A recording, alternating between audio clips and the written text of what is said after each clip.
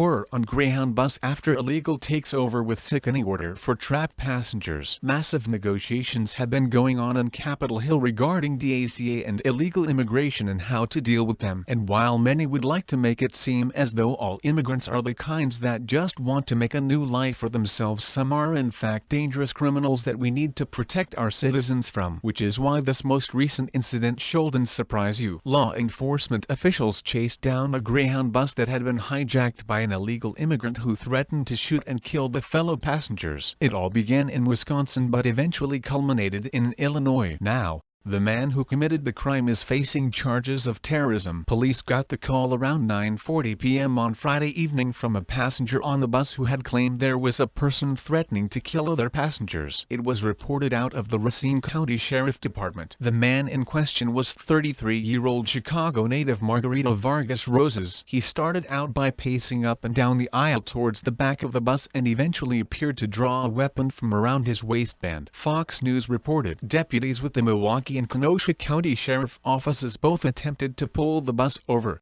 but the driver didn't stop the vehicle. Racine County Sheriff Christopher Schmaling said the bus driver thought it was a training exercise by law enforcement, or thought he was going to stop someone.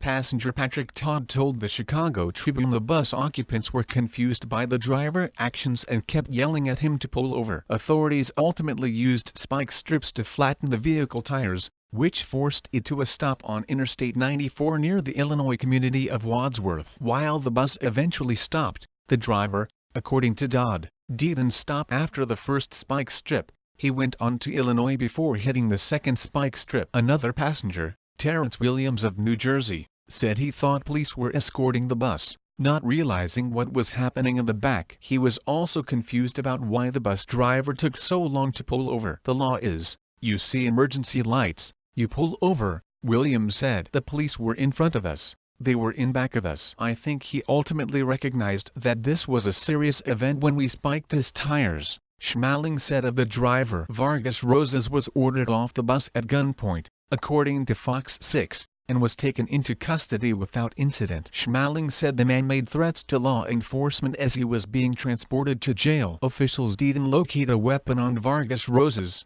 but said the bus will be thoroughly searched. None of the nearly 40 people aboard the bus were injured. Vargas Rosas is in the U.S. illegally, and was previously deported to Mexico in 2012. The Daily Herald reported. Vargas Rosas reportedly faces charges of felony terroristic threats and disorderly conduct. Local station Fox 6 reported. When we first got here it was pretty crazy, lots of cop cars, lots of traffic backed up. It has settled down quite a bit and it seems to be resolving, which is great, Ashley Goods, who lives nearby, said. Authorities say the subject was taken into custody around 12:30 a.m. Approximately 37 passengers aboard the bus were safely removed and there are no injuries reported. I'm glad to hear it was resolved and everyone okay, Goods said. Greyhound officials brought a relief bus to the scene to pick up passengers and take them to Chicago. Because of this incident, all lanes of southbound I-94 near Wisconsin 50 inches Kenosha County were shut down for a time. People who want to come to this country legally and contribute to our society should absolutely have the opportunity to do so. But those who are improperly vetted, have criminal backgrounds,